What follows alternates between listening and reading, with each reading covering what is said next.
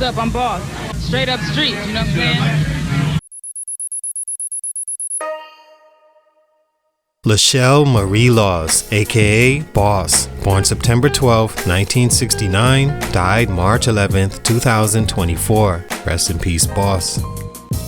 Today's feature is the interesting story of a rapper doing what she thought it took to survive in a world dominated by the male testosterone and an image that was can't miss at the time. No matter what era, female rappers historically and most likely will always have a tough time breaking in the rap market because rap at its core is an aggressive and rebellious form of music. Even though softened over time, where now just about anybody can do it and rap about the most anti-hard experiences and still become popular. All that's needed is an audience. Social media made it to where it gives you access to like-minded individuals that may have experienced the same circumstances you did, and from their support through clicks and views, you too can blow up without street cred, a cosign, or even a record label attached to you. Back in the day, things were vastly different. In the late 80s, early 90s, gangster rap was the wave. A fad almost, where in hip-hop, if you weren't participating in gangster rap at the time, you likely played second fiddle to artists like NWA, Dr. Dre, Snoop Dogg, Eazy-E, Tupac, Biggie, Naughty by Nature, Ghetto Boys, and the list goes on. Even if you weren't exactly considered a gangster rapper, you still had to carry yourself in a certain way, grimy and with a tough exterior like the gangster rappers, because in those times that's what hip-hop or rap represented. The Public Enemies, LL Cool J, Wu-Tang, and artists of the sort had a message in their rhymes, but their image were like the rest at the time. Dark shades, screw faces, nappy hair, no smiles, and no lyrics about being vulnerable in any way. A rapper like Drake, Lil Yachty, Lil Tecca, Lil Uzi, Lil whoever else wouldn't even be considered popular back in those days, like the room they are given today after hip-hop has long crossed over. All this is said so you can understand the juxtaposition a rapper like Boss was caught up in, trying to make it in the rap world. First off, she was female. Female rappers weren't even considered a real thing back then, mainly because no one would take them serious, even though you had some that broke through the cracks like Queen Latifah, MC Lyte, Moni Love, and more. But they too had to display a certain boyish, gangster, hard image to hang with the fellas. Secondly, Boss was accused of committing one of the biggest violations in hip-hop and rap back in the day, that is, being inauthentic. Another spoken rule back then was there was no faking the funk like you were hard when in actuality you were not. To be exposed as a studio gangster or lying about who you were to create an image to sell records meant fatality in the rap game, and essentially that's what happened to Boss. She was the first female rapper ever signed to Def Jam, but soon dropped from the label after being exposed, and it led to never releasing an album ever again for that and these reasons. What happened? Let's talk about it. It's your boy JC, Stunted Growth Music. Take a minute to like, subscribe, and comment on who I should do next. Lachelle Laws, aka Boss, was a rapper from Detroit, Michigan, whose father was an auto worker back when Detroit was a booming hub in the automotive industry, arguably the biggest in the world. Her mother was a university graduate and postgraduate, acquiring her master's in education, later becoming a business school professor and teacher in high school. With that pedigree, Boss had a pretty decent life and upbringing. We'd call that middle class today, back when being middle class was tough to distinguish from being rich from the eyes of the lower class and less fortunate. Both her parents were also distinguished members of the church. Boss herself studied ballet, piano, and went to a Catholic private school on the west side, and later attended university herself in Oakland, California.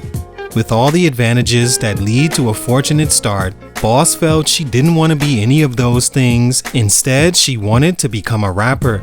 In those days, street cred was an important ingredient to a rap artist, so she moved to LA in 1990, almost to recreate her upbringing to be more edgy and of course, gangster. She slept on bus stop benches, ran down hotels, joined a gang, and ran the streets, all to create authenticity. Unfortunately, it was only believed for so long. Stunt number 1, exposed by Wall Street Journal. How do you feel about some other female rappers who might have started out harder street and kind of crossed over? Fucked up because they ain't say they self. In hip-hop, the last thing a rapper wanted back in the day was to be exposed as a fraud. Rappers went to great lengths to protect a questionable past if they had one, because while everyone was busy being the toughest gangster they could be because of the image's popularity, you had rappers out there pretending they understood the struggle and sometimes taking opportunity from the ones that actually had to survive in the hood. The first time I actually seen a rapper exposed for failing to disclose a questionable past in my era was Rick Ross. He committed the other worst offense in rap, being the police or some like it. Yes, a corrections officer falls into those same categories, but because Ross was in a newer, more open-minded era, along with social media, he managed to survive and carry on, although it did hurt his career. In the early 90s, there was no room for CB4s or fraudulent studio gangsters, and as good a rapper Boss actually was, or as good as she was pretending to be a certain way, she wasn't fortunate like Rick Ross to have social media and fans that would support anyway no matter what you were. After moving to LA, she met DJ Quick and he promoted her in the streets and helped curate her image. Russell Simmons got wind of her from a feature on a song with rapper AMG called My Sister Is a Bitch in 1991 and signed her to Def Jam, making her the first female artist signed to the label and some say the first female gangster rapper. Only she wasn't a gangster at all. It was all an image created by herself and furthered by her label to join the gangster rap wave and sell more records. Her debut album, ironically called Born Gangsters, released in 1993 behind 2 #1 rap singles and peaked at number 22 on the Billboard charts, going gold in the process, selling 500,000 copies to date. Then, a Wall Street Journal reporter interviewed Boss, gaining information about her background and exposed that she was actually Clarence from 8 Mile. It completely crippled her gangster rap career, having it exposed she was never actually gangster at all and it was all just an image, even though she sorta exposed herself, having skits from her parents on the album questioning her new lifestyle and revealing they remember her being nothing like that. Either way, Def Jam dropped her thereafter and she never released an album or was signed ever again. Stunt number 2, running away from the heat. The thing about an artist like Rick Ross was he didn't only have social media to help him fight back against his credibility being questioned, he also fought back himself and most importantly continued making what was considered good music. Verbally, one thing I'll admit is Rick Ross does have the gift of gab. He used it to fight off a juggernaut like 50 Cent, leading the charge and discrediting him by speaking up on his own behalf, even after denying the corrections officer bit initially. Boss, on the other hand, just got quiet, the single worst thing you could do. After researching her a bit, I completely understand.